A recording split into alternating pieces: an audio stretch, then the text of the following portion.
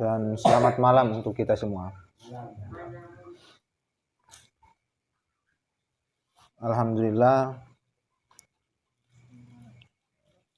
kita semua masih diberi kesempatan pada malam hari ini setelah kemarin itu ditunda. Alhamdulillah, kita semua masih diberi umur panjang sehingga kita bisa hadir di tempat yang cukup sederhana ini, yakni Sekretariat Forum Komunikasi Mahasiswa Manggarai Barat periode 2021-2022 ya, 2020-2021. Alhamdulillah, pada kesempatan ini kita akan sama-sama melakukan diskusi mengenai penguatan moral dan spiritual di era revolusi 4.0. Namun sebelum itu saya ingin memperkenalkan diri. Mungkin di sini ada yang belum mengenali saya. Nama lengkap saya Zakaria. Kalian bisa panggil saya Jack. Alamat Terang, Desa Golosopang, Kecamatan Boleng, Kabupaten Manggarai Barat. Tempat kuliah STKIP Bima. Dan alhamdulillah kemarin sudah resepsi ya, alias wisuda. Jadi tema kita itu pentingnya penguatan moral dan spiritual di era revolusi 4.0. 4.0 itu adalah masa kini. Moral dan spiritual itu bicara mengenai manusia. Bicara manusia, kita harus bicara aspek-aspek manusia yang mereka geluti. Apa saja sebutan manusia? Ada mahasiswa. Kenapa kita harus bicara mahasiswa? Karena di sini ada kaitan dengan moral dan spiritual nantinya. Itu. Nah, yang kedua kita bahas pelajar. Kenapa harus pelajar? Karena di sini juga ada kaitan. Di setiap sekolah sekarang itu ada pendidikan karakter. Yang ketiga ada masyarakat awam istilahnya. Masyarakat awam ini maksudnya adalah masyarakat yang terima saja. Ya, tanpa memikir panjang, terima saja hal itu gitu. Nah, kita sebagai mahasiswa itu sudah ada moral dan spiritualnya. Sebagai pelajar pun iya, sebagai masyarakat umum pun iya. Tapi dengan kondisi masa kini justru ini semakin hilang. Justru ini krisis. Apa masalah utamanya? Karena tidak adanya ideologi. Nah, kenapa? Dari mana ini ideologi? Nah, ideologi itu muncul dari cara pandang dunia Anda, atau disebut epistemologi. Dari mana Anda belajar pengetahuan? Apabila Anda mempercaya indera sebagai sumber pengetahuan, maka epistemologi Anda itu mengenai material. Maka ideologi Anda adalah materialistik gitu. Yang Anda percaya hanyalah sesuatu yang konkret. Sedangkan yang abstrak itu tidak dipercaya. Itu ideologi. Jadi singkatnya ideologi ini adalah prinsip hidup. Nah, kenapa penting ideologi untuk menguatkan moral dan spiritual kita? Karena apabila ini tidak ada yang menyaring, tidak ada yang membatasi Anda untuk membuka problema masa kini. Apa sih tantangan masa kini ini? Banyak. Ada siber. Tahu siber? Anda tahu? Yang jaringan kayaknya tahu itu. Siber ini urusan jaringan dia.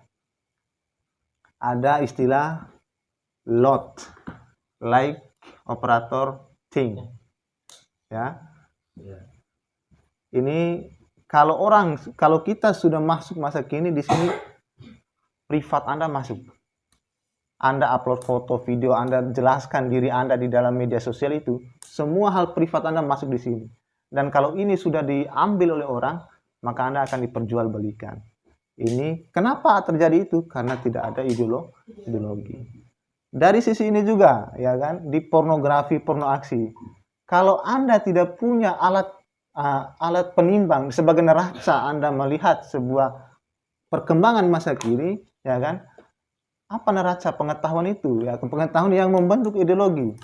Maka kalau Anda tidak punya neraca itu, Anda biasa aja. Buka saja itu web-web pornografi. Anda biasa saja buka itu. Nah, misalnya TikTok, ya kan? TikTok, kenapa perlu kita penguatan terhadap generasi itu moral dan spiritual? Lihat saja perkembangan TikTok sekarang. Ibunya TikTok, anaknya juga TikTok. Gitu kan? Kenapa demikian? Kenapa demikian? Karena tidak ada pendidikan karakter pada anaknya. Yang ada itu pendidikan TikTok. Gitu. Nah, apa jawaban? Kenapa kita harus menguatkan itu? Bagaimana kita menguatkan itu? Dan siapa yang harus menguatkan itu? Menguatkan moral dan spiritual. Maka hanya orang-orang yang punya ideologi lah yang bisa memberikan asas manfaat itu. Dia ambil TikTok ini sebagai asas manfaat. Kita ambil contoh. Jadi penikmat TikTok ini kebanyakan adalah perempuan. Perempuan zaman sekarang ini masuk pada sisi realita. Apa dimaksud dengan hiperrealita? Antara dunia maya dan dunia nyatanya itu berbeda. Di TikTok dia buka-bukaan.